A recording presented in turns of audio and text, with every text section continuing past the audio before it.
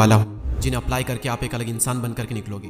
ये रूल्स आपको ज्यादा बुद्धिमान, चालाक और शातिर बनाएंगे। इनसे लोग आपकी वैल्यू करेंगे। अपने दोस्तों में या फिर किसी ग्रुप में जब आप खड़े रहोगे तो आप सबसे अलग नजर आओगे। आपकी इज्जत लोगों की नजरों में एक अलग ही लेवल पर होगी। लोग आपको अलग ही तरीके से ट्रीट करेंगे और सम्मान देंगे। मैंने कहा ना, ये रूल्स बहुत ही पावरफुल है और आपको भी एक पावरफुल इंसान बना करके छोड़ेंगे। बिना किसी देरी के हम डायरेक्ट पॉइंट पर आते हैं। पहला नियम कहता है, अपने इरादे हमेशा छुपा करके रखें। अगर आप किसी चीज पर काम कर रहे हो तो उसे किसी भी कीमत पर जाहिर न होने दें। इस दुनिया में ज्यादातर लोग खुली किताब की तरह होते हैं, अपने मन की बात तुरंत कह देते हैं। मौका मिलते ही वो अपने सारे इरादे, सारे काम, सारे गोल्स शेयर कर देते हैं। अब इसमें प्रॉब्लम यह है कि अगर आप अपना गोल अचीव नहीं कर पाए तो या तो लोग आप पर हंसेंगे या फिर लोगों की नजरों में आपकी एक गलत इमेज बनेगी कि ये सिर्फ बोलता है, करता कुछ नहीं। अपनी जुबान पर लगाम कसना और अपनी बातों पर कंट्रोल करना बहुत ही मुश्किल होता है। इसलिए अपने शब्दों को नाप तोल कर बोले, सब कुछ ना बताएं, कुछ न कुछ तो छिपा करके जरूर रखें। लोगों को गुमराह करें, उन्हें कंफ्यूज होने दें। दूसरा नियम बताने से पहले मैं आपको एक बात बताना चाहूंगा कि कमान से निकला हुआ तीर, बंदूक से निकली हुई गोली और मुंह से निकले हुए शब्द कभी वापस नहीं आते। मैं कई बुद्धिमान लोगों से मिला हूं और जब मिलने के बाद मैं उनके बारे में सोचता हूं, उन्हें ऑब्जर्व करता हूं, तो एक बात मुझे लगभग सभी में कॉमन दिखती है कि कोई भी ज्यादा फालतू नहीं बोलता। जितना काम होता है सिर्फ उतना ही बोलते हैं। और हमारा दूसरा नियम भी यही कहता है कि हमेशा जरूरत से कम बोले। हमें कहा जाता है कि जितनी जरूरत हो सिर्फ उतना ही बोले, लेकिन यह नियम हमें सिखाता है कि हमेशा जरूरत से भी कम बोले, क्योंकि आप जितना ज्यादा बोलेंगे आप उतने ही साधारण नजर आएंगे। लोगों को कभी भी अपने शब्दों से इंप्रेस करने की कोशिश ना करें, क्योंकि जब जब आप जरूरत से ज्यादा बोलोगे उस समय पूरी संभावना होती है कि आपके मुंह से कोई ना कोई मूर्खतापूर्ण बात निकल ही जाएगी। एक छोटा सा एग्जांपल देकर मैं आपको ये बात क्लियर करता हूँ। एक बार एक मुजरिम को फांसी होने वाली थी। जब फांसी लगाने का टाइम हुआ और फांसी लगने ही वाली थी, तभी उसकी रस्सी टूट गई। और उस वक्त रस्सी का टूटना भगवान की देन मानी जाती थी और अक्सर मुजरिम की जो सजा है वो कैंसिल कर दी जाती थी। ये सब होने के बाद में सैनिक ने यह बात राजा को जाकर बताई। राजा उसकी सजा कैंसिल करने ही वाला था, तभी राजा के एक एडवाइजर ने सैनिक से पूछा कि क्या मुजरिम ने जमीन पर गिरने के बाद में कुछ कहा था। तभी सिपाहियों ने कहा कि हाँ, वो कह रहा था कि राजा एक ढंग की रस्सी नहीं बनवा सकता, राज्य क्या खाक चलाएगा। ये बात सुनकर राजा को गुस्सा आया। वो मुजरिम के पास में गया और उसे तलवार से मार डाला। उसकी मौत का अब सिर्फ एक ही कारण था कि उसने बिना वजह अपना मुंह खोला और मूर्खतापूर्ण बात कह दी। ये एक फैक्ट है कि जब जब आप जरूरत से कम बोलोगे, आप नॉर्मल से ज्यादा महान और शक्तिशाली नजर आओगे। आपके साइलेंट रहने से कई बार लोग कंफ्यूज हो जाएंगे, परेशान हो जाएंगे कि आखिर ये सोच क्या रहा है। और ऐसे में कई बार वो हड़बड़ाहट में पड़ जाएंगे और घबरा कर कुछ भी कह देंगे और फिर आपको उनकी कमजोरी पता चल जाएगी और आप कम बोलोगे तो आपकी जो कमजोरी है वो छुप जाएगी। अगर आपको स्मार्ट बनना है तो ये जो नियम है इसका पालन करें, आप स्मार्ट बन जाएंगे। स्मार्ट लोगों की एक बहुत बड़ी निशानी है कि वो चुप रहते हैं, कम बोलते हैं या फिर जितनी जरूरत है सिर्फ उतना ही बोलते हैं। अब हम बात करते हैं रूल नंबर 3 की। और रूल नंबर 3 कहता है कि आपकी प्रतिष्ठा पर बहुत कुछ निर्भर करता है, हर कीमत पर इसकी रक्षा करें। प्रतिष्ठा यानी कि आपकी रेपुटेशन, आपकी इमेज, और आपकी जो इमेज है वो शक्ति की नींव है। इसी से आप लोगों पर अपना दबदबा कायम रख सकते हो। आप जैसी इमेज लोगों के सामने बनाओगे, लोग आपको वैसे ही ट्रीट करेंगे, वैसे ही इज्जत देंगे।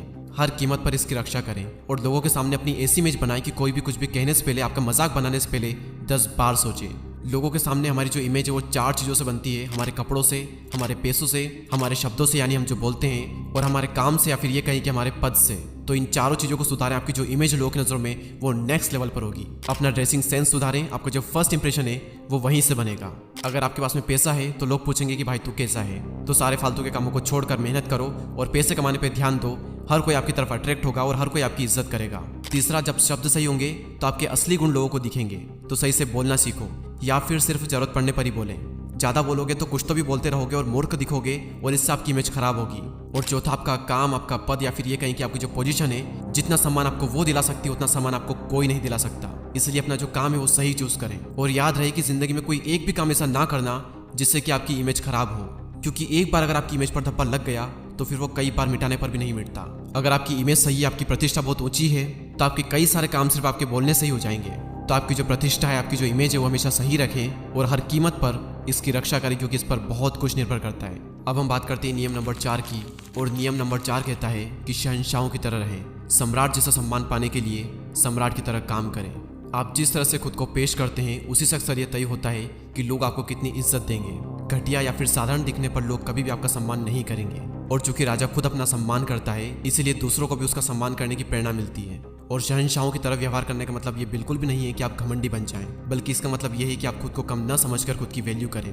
अपने सभी कामों को सम्राट जैसा बनाएं, महान काम करें, ऊंचे विचार रखें और अपने सभी कामों से लोगों को ये दिखाएं कि भले ही आप सम्राट तो नहीं है, लेकिन आप सम्राट बनने के काबिल हैं। और कभी भी अपना आत्मसम्मान न गंवाएं। अकेले में भी खुद का अपमान न करें, क्योंकि जो इंसान खुद की इज्जत करता है दुनिया उसकी इज्जत करती है। तो अगर आप भी सम्राट की तरह सम्मान पाना चाहते हो तो सम्राट की तरह ऊंची सोच रखें और उसकी तरह काम करें। अगला पॉइंट और मेरा one of the favourite point, सम्मान पाने के लिए दूरी बनाएं। कहीं भी बहुत ज्यादा आने जाने से कीमत घटती है।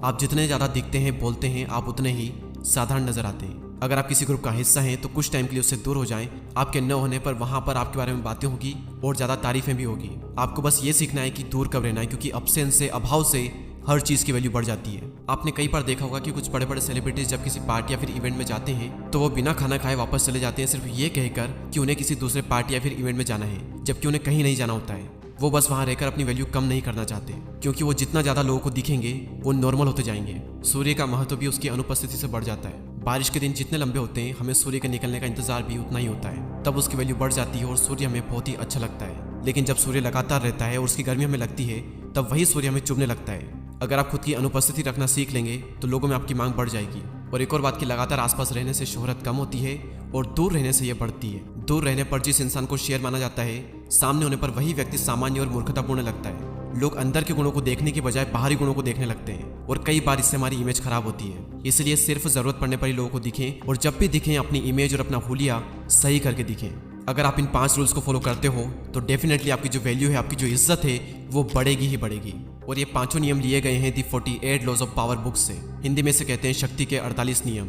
अगर आप इस बुक को खरीदना चाहते हैं, पढ़ना चाहते हैं तो लिंक डिस्क्रिप्शन में है, आप वहां से परचेस कर सकते हैं। इस बुक में टोटल 48 नियम दिए गए हैं। उनमें से जो मुझे अच्छे लगे वो मैंने आपको बता दिए। इसके अलावा और भी कई सारे पॉइंट्स हैं जो कि हम पार्ट 2 में कवर करेंगे। तो पार्ट 2 को मिस ना करने के लिए सब्सक्राइब करके बेल आइकन को प्रेस करें। मैं आपसे मिलूंगा पार्ट 2 में। तब तक के लिए जय हिंद, जय भारत।